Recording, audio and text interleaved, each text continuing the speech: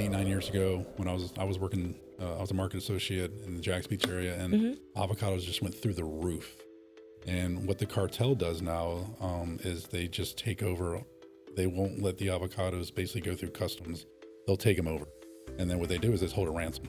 So if you want avocados, you're going to pay a lot of money for them. You're either going to pay this or you ain't getting the avocado. Them, right? It's like pay us or don't have them. So the drug cartels are now the food cartel, I guess, but I don't think it's ever going away. Why would it? Right. Right. If they can, if it's successful, if they're making money, and then. What's up, Camden County? You are catching episode 34 of the Getting in Your Business podcast. This Getting in Your Business podcast is made possible by our Chairman Circle sponsors: Georgia's Own Credit Union, Comcast Business, Georgia Power Company, Sparklight, Plug Power, St. Mary's DDA, TDS Telecom, and Ameris Bank. Thank you to all of our sponsors. I'm Alison Shores, your host today on this Getting in Your Business podcast from the Camden County Chamber of Commerce. And y'all, I have some fun people in the studio with me today. I'm super excited. I have Jamie and Jason from Sysco. Now, Jamie, I know I've had you in here before. This is not your first time doing a podcast with me. And I brought you back because I love what you do. I love the care that you take for our restaurants here in Camden County. And I want to just get some market updates. I really want to let people know what all you do, because you do a whole lot. And like I said, I don't know this because like you're telling me or your company's telling me. It's because these customers are actually telling me. And I don't even know that we can call them customers at this point because they've become our friends. But I really I know we talked about you in the beginning on that podcast about how you're from Camden County.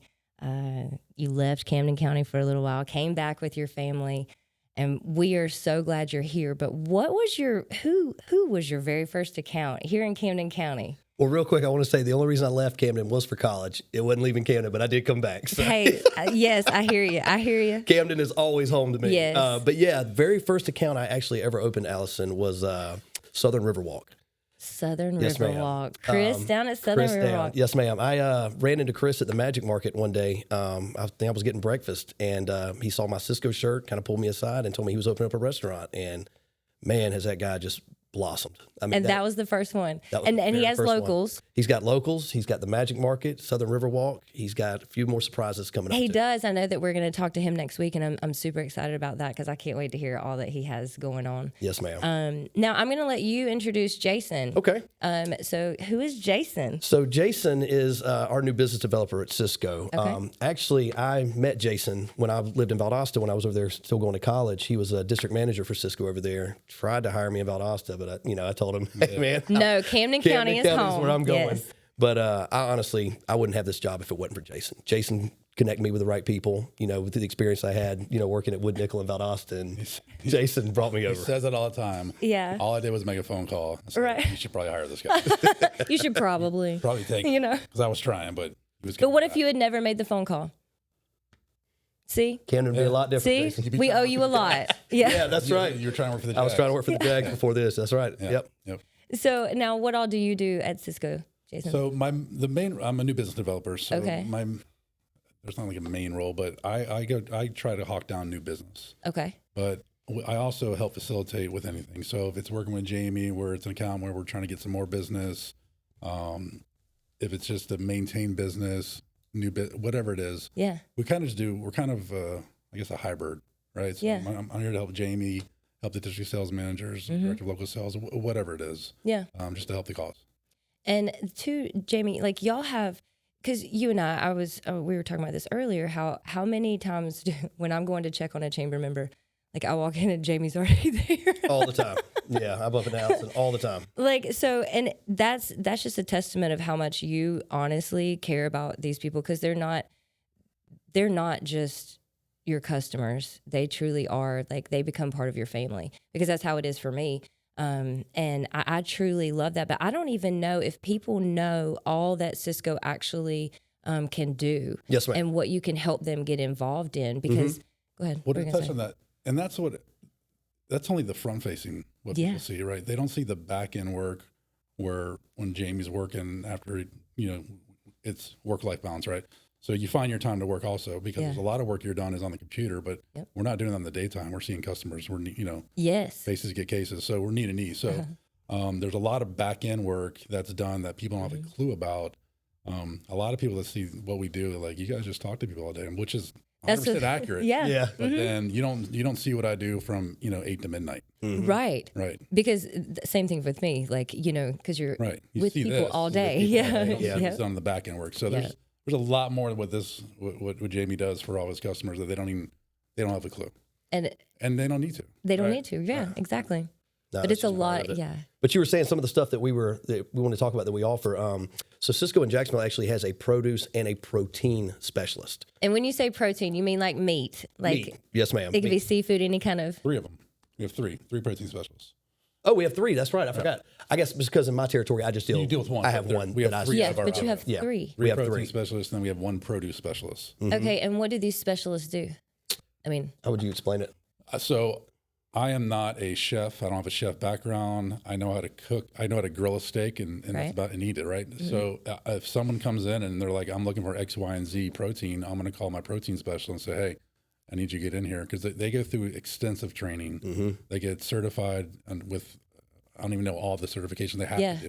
That has to get done before they even can hit the streets and run. And so I try to work smarter, not harder. So I'm going to bring in all my specialists, let them do all the talking to figure out what the product that the customer wants, and then if it's a contract, then I'll build out their contract. So, as I always say to Jamie or customers as well, the rabbit hole is very deep.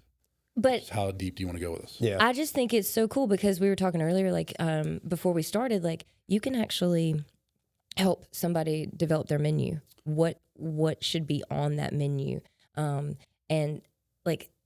That's incredible. Because if you just have a passion, you want to open this up, but you need help. Let's say you don't know because we were talking earlier, there is a science behind everything. Big time. So, I just think it's great that you can, not only do you get Jamie, as your rep, but you have this whole team behind you that's willing to help come in and solve pretty much any problem that a restaurant could possibly have. There's really nothing that we can't do. Yeah. So if a customer's if they have a shell of a restaurant, we can build out their whole restaurant internally as far as the equipment they need, the blueprint, all that stuff. Which is another good point that you just brought up. Y'all have equipment. I think sometimes we think just food. Sysco's just food, but no.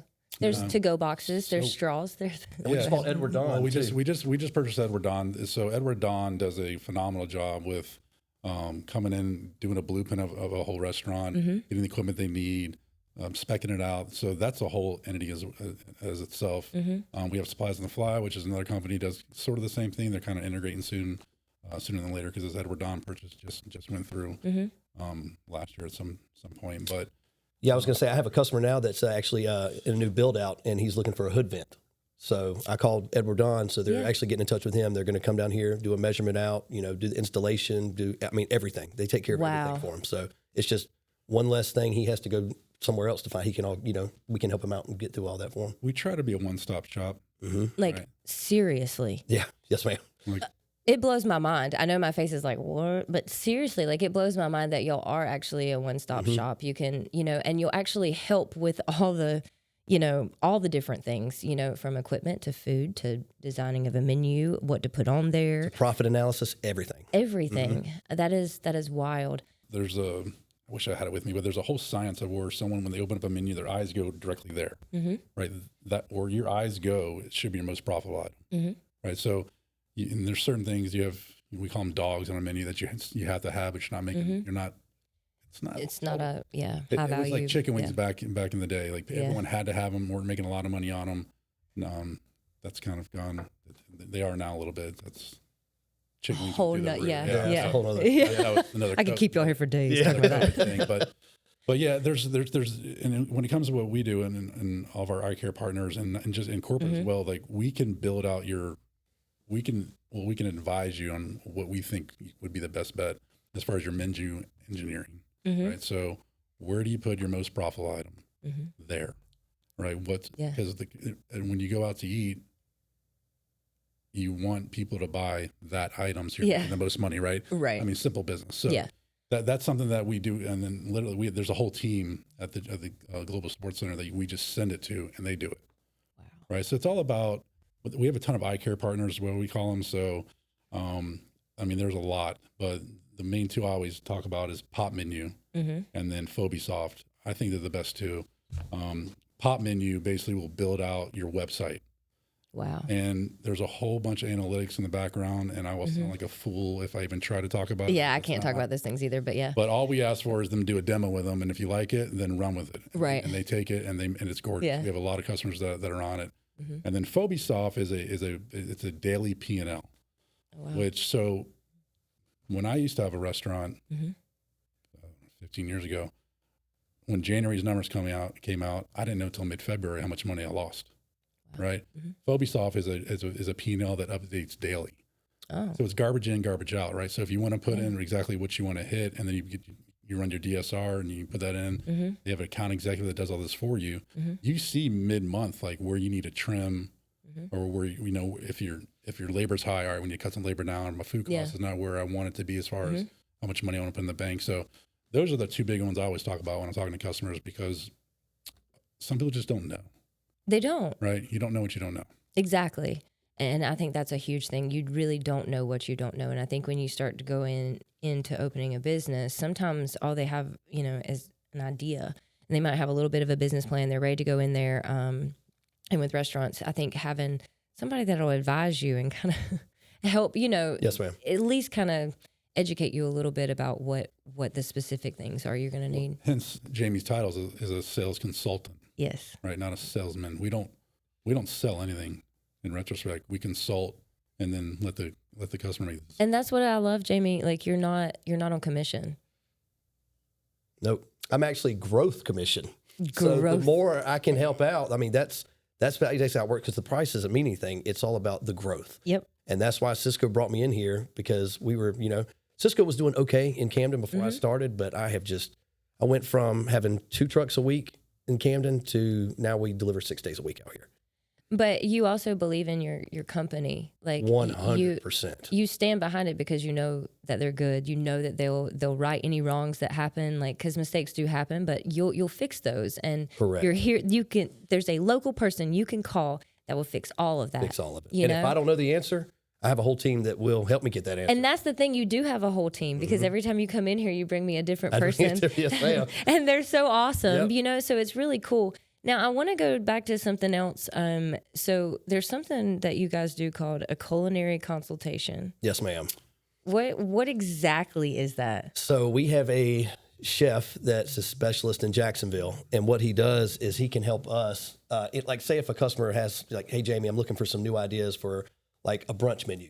Yeah. So I'll get in touch with the Chef Damon, and I'll call him, and we'll set up a little meeting. He and I'll talk, and I'm like, all right, these are the items that they're looking for. Okay. So what Chef will do is he'll say, okay, next week, bring him in. So we bring him into the warehouse in Jacksonville. We have a whole awesome Cisco kitchen. I mean, this thing, Alison, is beautiful. And he cooks? Oh, Sorry, he cooks I right there. get Oh, no, excited. yeah, Okay. no, it's awesome. So like, Full-blown kitchen, yeah. Yeah, full-blown kitchen. So somebody like, my manager, Christian, or Jason, we'll sit up there with them, kind of, it's like a show. It really is. So the chef's, all right, this is what, we can offer. And just like Jason said one time, I mean, they could be looking for 1 hamburger, or we'll cook 30 hamburgers for them. It's whatever they need. That is wild. Whatever, specific for them. It's like a customized food show, if you want to call it. That's Yeah. exactly what it is. I Yep. mean, I know you don't want to say food show, so we'll say food experience. yeah. It's just it's great because it's that one-on-one. So it's you're there, you're sitting at the bar I think it's awesome. Yeah, it's very there's no selling. It's very relaxed. I mean, you can make it formal, informal as you want.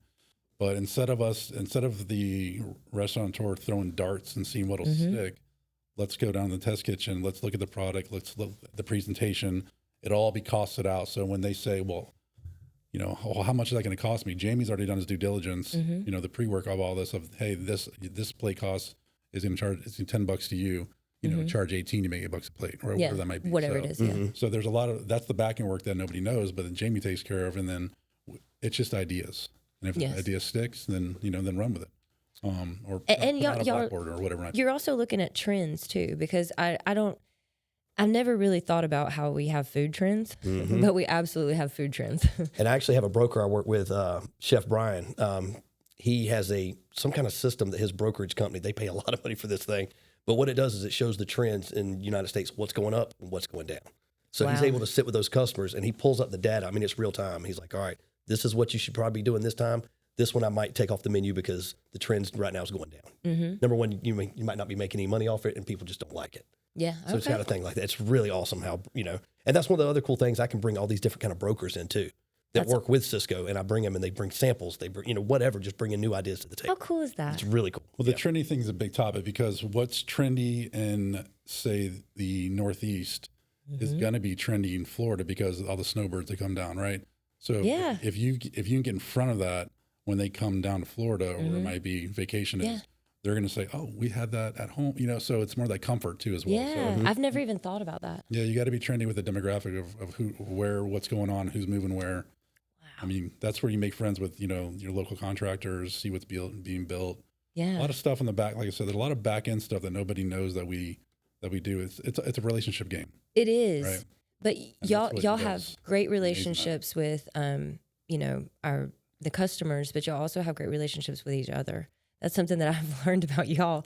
Y'all actually like working together, not just you two, but like everybody that you're involved with. And y'all all love your job. We do. It is wild, but I love it because I don't get to hear that enough, and so I love it when people absolutely love and stand behind what they do. I want to talk a little bit. I know, food costs is difficult right now. Yes, ma'am. So eggs. That's what I get hit with a lot. Is it true that they're really this expensive? It's true. So we actually have Sysco gives us a market corner for the sales consultants every other Friday, and they're basically saying, okay, this is what's going to be going up. This is what's coming down. Yeah. Go ahead and get the customers, get in front of them, let them know so they're not caught off guard. Eggs was a big one. Like it was a big alert right on the screen saying, hey, you need to call these people right now because the avian flu is a real thing, and they're having to euthanize so many birds right now. I feel like it's all my fault. It is, because you kind of jinxed us last time. We were all good, Allison, and the last time me and Troy came on this podcast, he said, and it just went crazy. So here we are. So you can thank Allison for the high egg. So I'll never ask about that stupid bird flu again. So like I said, inflation, that ain't going nowhere anytime soon. Never. Yeah. But Jason, I think we think that it is.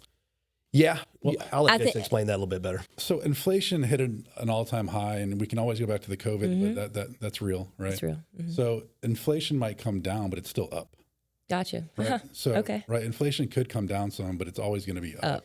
I mean, just the gas pumps, fuel dictates our world. And see, I think people need to understand that because you've got to be able to get it to and from, point A to point B. And so that's what's really driving the cost of what you have to the operator, right? And Yes, then ma'am. from the operator to the consumer. So, I mean, it's just gas is expensive. Fuel is expensive right now.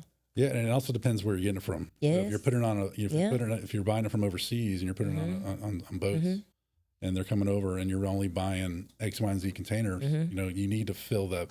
You need to fill as much of the container because you're paying for the fuel regardless. Yes. Right. So it's all about how you buy. If you don't buy right, the price is going to be more. You can always see, and just with anything, retail or our competitors, if somebody has a better price, it might be because they just buy it better. Yeah. And we're not selling enough of it.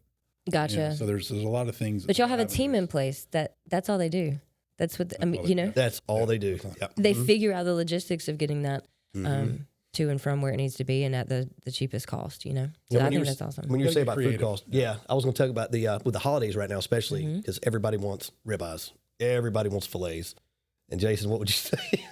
Buy strips. Yeah, because that's Get the strips. The strips are what's going to go right down now. during the holidays. Yeah, because so- everybody wants the ribeyes and the. Did everybody hear that? Strips are going down during the holidays. Yes. Every year. So if you want to save a little bit of money, go. Yeah. It's all about March, and you'll see some relief after Valentine's Day.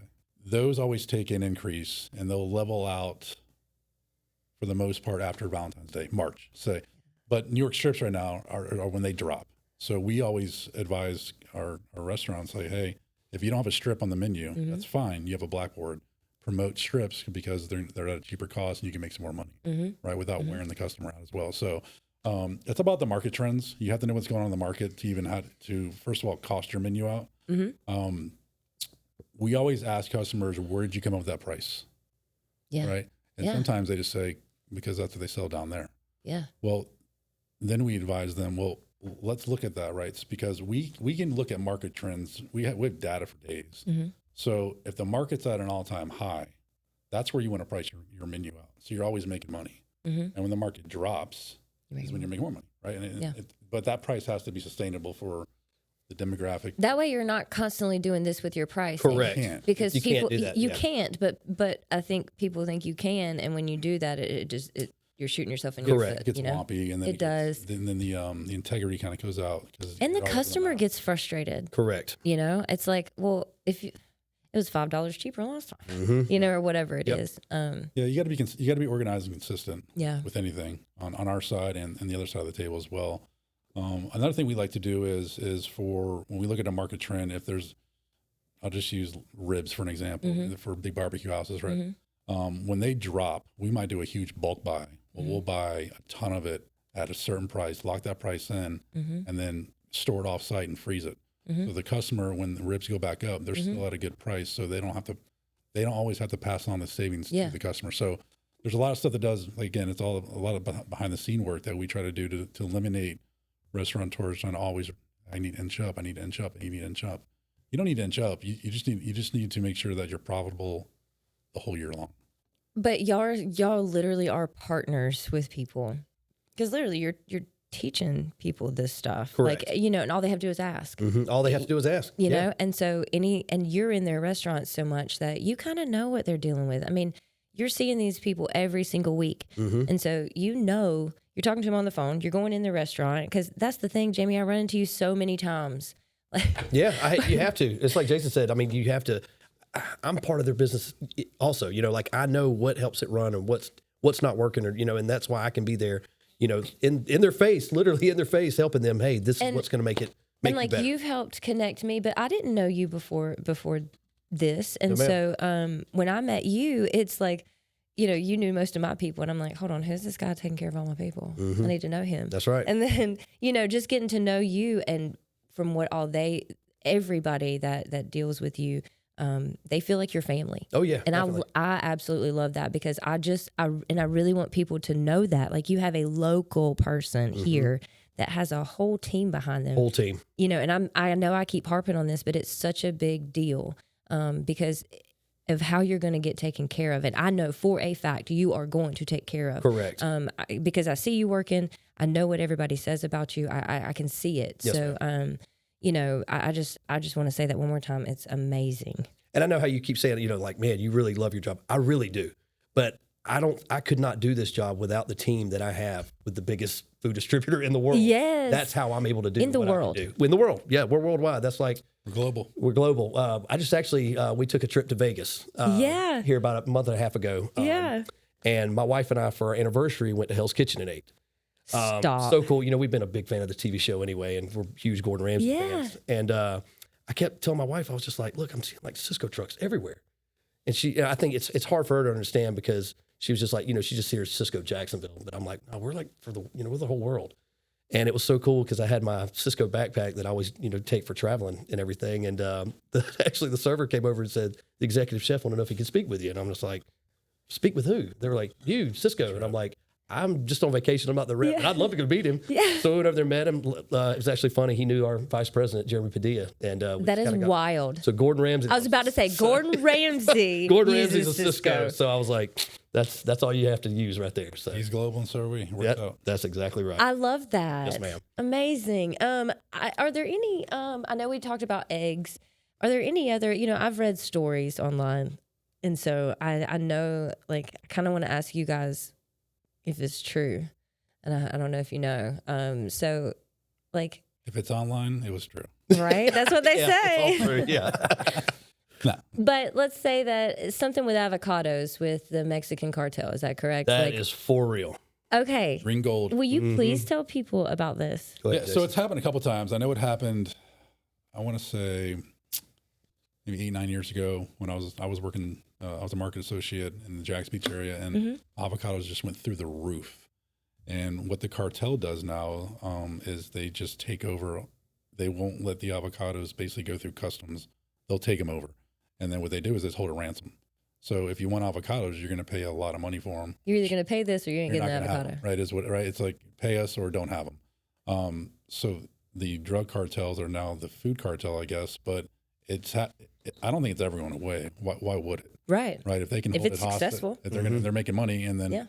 over here on across the pond, whatever you want to say, we need that product, right, for customers. So I know when this happened, whenever it was 8-9 years ago, we were advising customers to either take them off the salad that it came on already, right, or the burger or whatever it might be, and like you have to upcharge, but you have to explain why you're charging more. Yes. You can't just say, well, you can add avocado for $6, and they'd be like, this is why though. But if we don't educate our customer base, they can't us educate their customer base. And how many times does that kind of stuff happen where like weird food items just skyrocket for like reasons like this? All the time. It happens a lot, to be honest with you. And it's not, and the news only publishes what the news, not to get right. Right. We're not going to get political, but yes. But if that's where these market corners that Jamie alluded to, and actually, if you go onto our platform, what we hear on Friday mornings, it's right there as well. So the customer can read it as well. You know, they're not going to jump on our call, but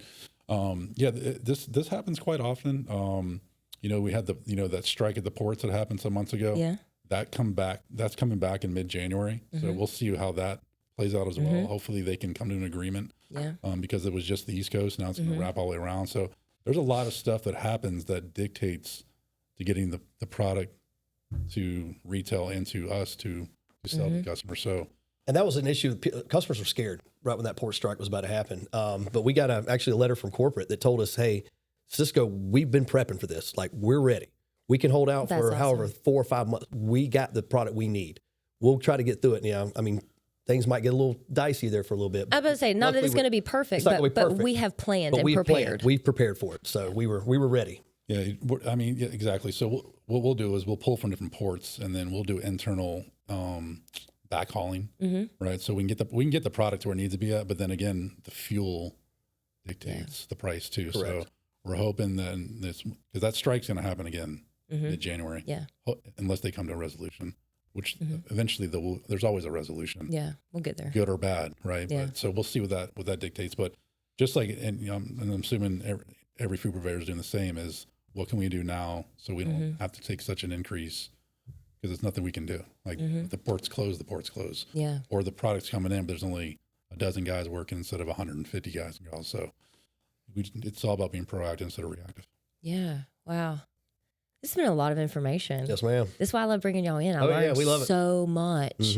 And it's good. I want other people to know it because the information is there. You just have to talk to the right people. And I think nowadays we don't know where to get our stuff. What is true? What is, yes, and so that's why I want to talk to you guys, face to face, and just to take time to say thank you, because I honestly appreciate you taking care of our businesses because they're my family, just as they are yours. But I just, the level of service and commitment that you have to them, it goes above and beyond. And I want you to know that I thank you from the bottom of my heart, because here at the Chamber, it matters. Yes, ma'am. And I can promise you, if you weren't doing your job, I would hear about it, and we would not be doing this podcast. Yeah, we probably wouldn't. No, we probably wouldn't. But again, honestly, it's so much fun to take care of these people. I mean, I love it. And but you and I, we both work a lot and very, very hard. Even though we're doing kind of two different things, we're still taking care of our people. Yes, ma'am. But I really thank you for all the stuff you do that we don't see. Yes, ma'am. Because I know that it's a lot, and I know that you will jump through any hoop in the world, even if you have to go and get it yourself or do whatever you have to do. You make it work, and you make sure that these businesses stay open. And so we just really appreciate that. Jason, thank you for all the insight, man. This has been so much fun. Is there anything else that y'all wanted to say that I did not cover? Because I want to make sure I bring you back. Yeah. Jason, you have to promise to come back. Oh, he's coming back. Okay. Yeah, he's just, okay. Yeah. What time tomorrow? Yeah.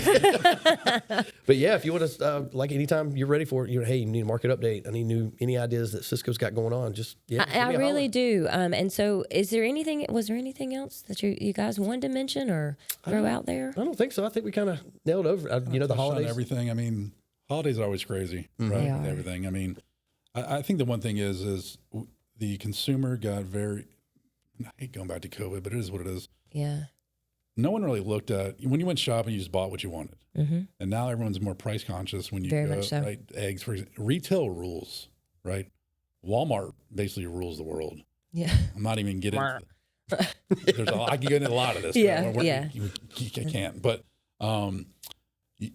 when COVID hit and people got more price conscious, when you see, it's not just, they would say, hey, your eggs are high. Well, they're high at Walmart, Publix, Winn-Dixie, and we can name the gamut, right? So I think the consumer is more aware of budgeting what they're going to buy, right? And then obviously there's that budget to go out to eat as well. So that's where we come in to make sure that you can afford to go out to eat, right? I mean, sometimes going out to eat is cheaper than going to even buy the product. Sometimes, if you add in time and labor and cleanup and all that, right? So our main role, obviously, with any of our customer base is to obviously make them profitable. This is This is not a nonprofit for anybody, right? Right. We have to turn a profit. They're razor thin margins. Yes. And give everyone the best information and let them do what they want with it. Yes. That's all we can do. Yep. That's what a consultant does for the most part. But I don't even think y'all are consultants as much as you are partners. I know consultant is what the word is, but you truly take it a step further. So I just appreciate you guys. Yes, ma'am. We love it. Yes.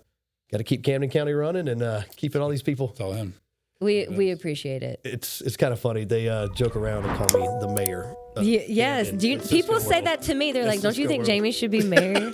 Like people out here. Yeah. Carve said that to me. John at Carve. Yes, he said it. There's so many people that say it. Cisco is, I think they were happy that I was able to come over to Camden and make sure to take care of these people.